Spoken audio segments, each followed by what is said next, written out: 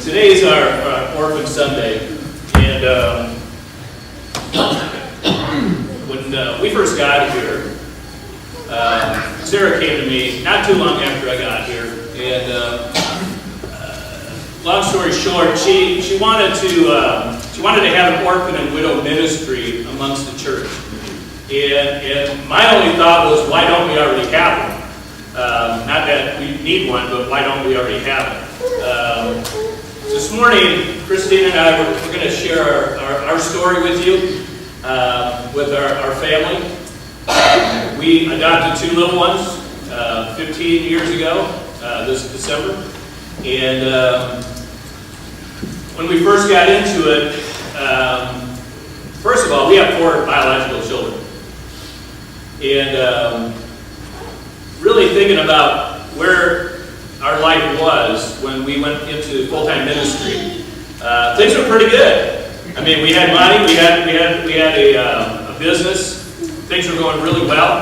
God called us into full-time ministry. I shared with that a couple weeks ago, and we were pretty excited about starting a new chapter in our life. And this picture up here, Kevin put it in one of our biological kids. That was the 4 that we had.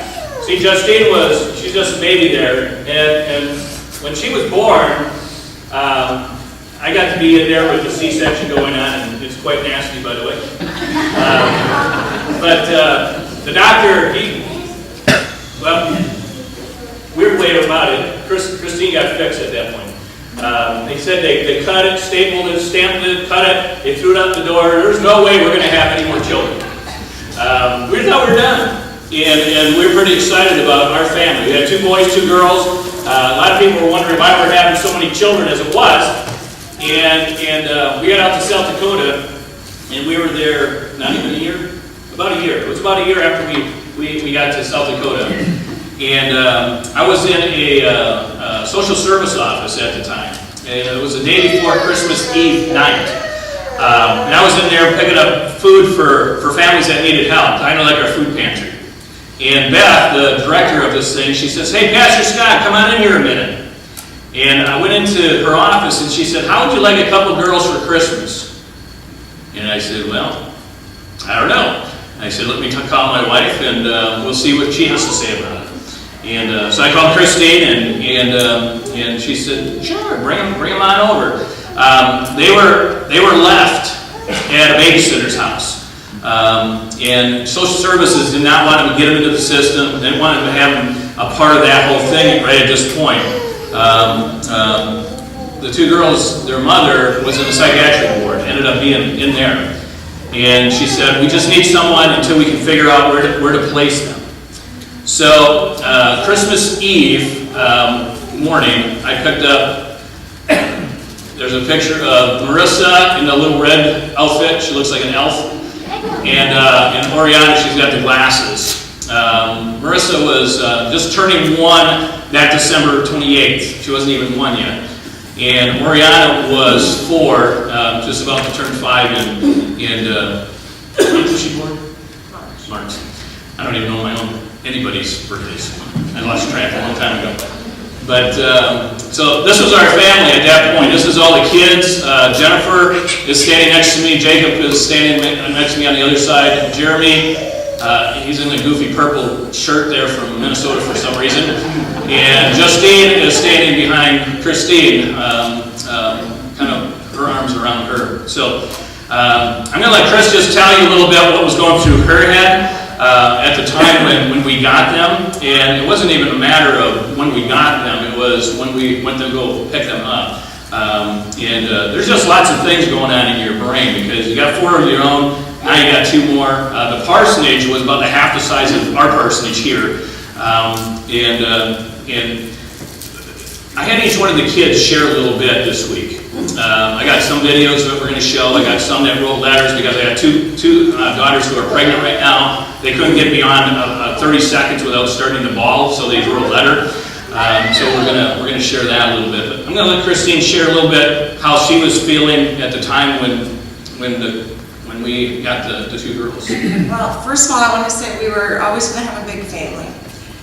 We talked about 7. The reason we stopped at 4 was because of the C-sections, and also Scott didn't believe that we were having another girl. And I said, well, I believe it is, and that would be God's way of telling us that we're done. Our family's complete, 2 boys and 2 girls. And that's the reason then that I had the tubal. But when he called and said these 2 girls needed a place for Christmas, I said, of course, bring them home. All we had was their names, their first names, and ages. Knew nothing else about them. So, and birthdays. So knowing that Marissa's birthday was the 28th, and knowing that they were going to be at our house on Christmas, we made a mad dash to the store and got some Christmas gifts and then some birthday gifts as well. I had always heard stories from people who had birthdays close to Christmas that all got kind of muddled in and they felt like they got left out, so we made sure that year that we took all the Christmas stuff down and put up all birthday stuff so that Marissa wouldn't feel left out or shortchanged. As far as how our kids felt about it, they were excited, happy to have them. I don't know as if they realized at that point in time that they were staying for good. Nobody did.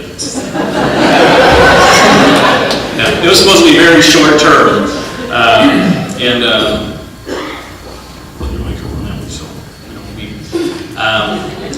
yeah, it was an eye opener. Just a little bit of what was going on. When we got them, we decided to bring them in.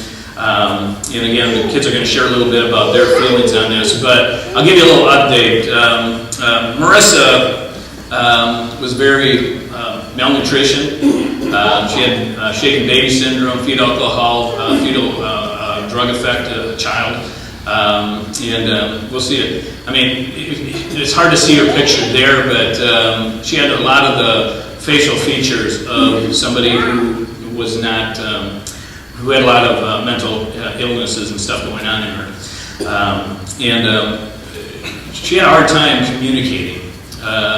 You know, if you said one thing a little loud to her, she would curl up in a ball and she would back into the corner. So there was very heavy signs of physical abuse that went on with her. Oriana,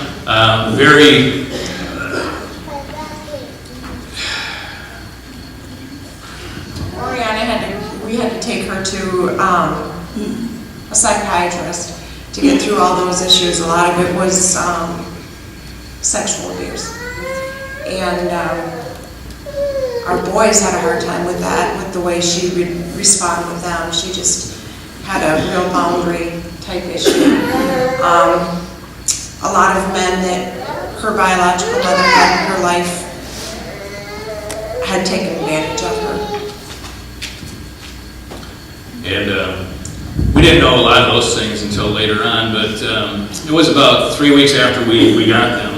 We never did call social service and ask them if they were going to pick these kids up or not. They just started kind of blending into our family.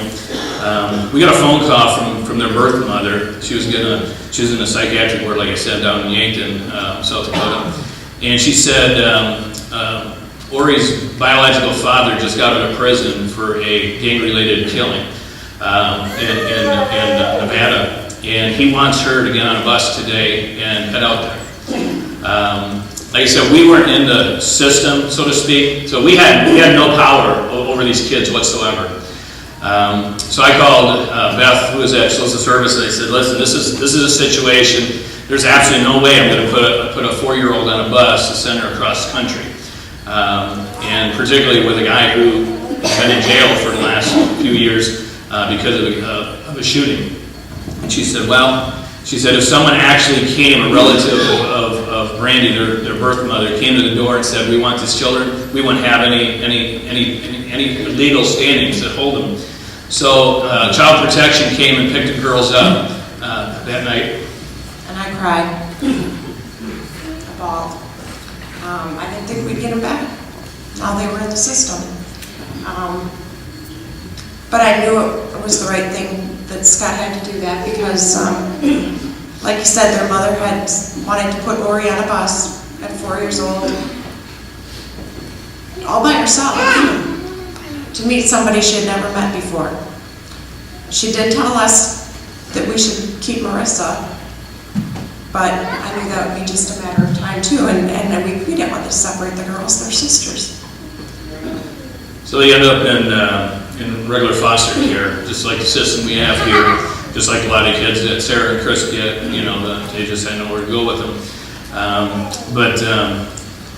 After about a month into that system, their birth mother called me out, because I was working with her before, when all this was going on. I would go down to the psychiatric hospital, because the goal was to reunite the mom and the girls. I mean, that was the original goal.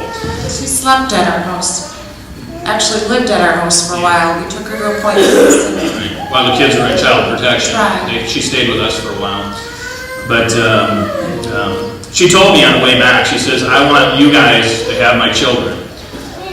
She says, no matter what, I want to give you custody of the kids. And she said, I want you to protect them no matter what, even from me. And I agreed to that. And I told her, that's fine. I said, but know what you're asking. I said, because if you're asking me to protect them even from you, that's what we're going to do. And she wanted us to have full custody of them. So we got them back, and she was pretty much playing a game, because as soon as we got them back, she had an attorney call us and say, well, she wants her kids back.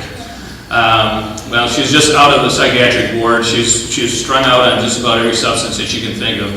And I said, that's not going to happen. Well, again, not being in the system, had gone to the courts and got custody of the kids. We were on our own.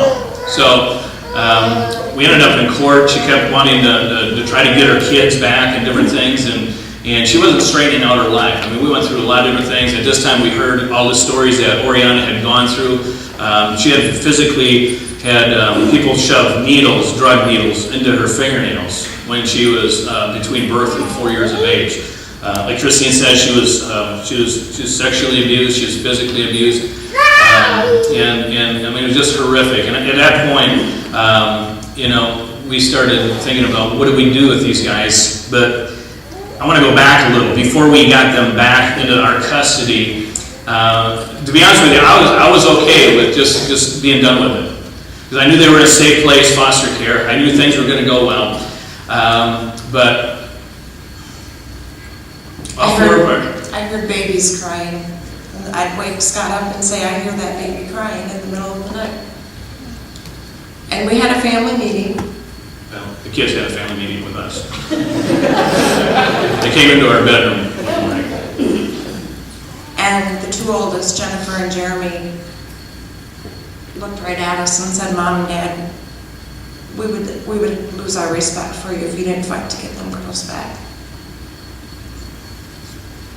So, with that, we pushed hard and went after them. And I want you to hear what affected us. I mean, for us, I mean, we love these guys to death. I mean, these are our daughters, no questions about it.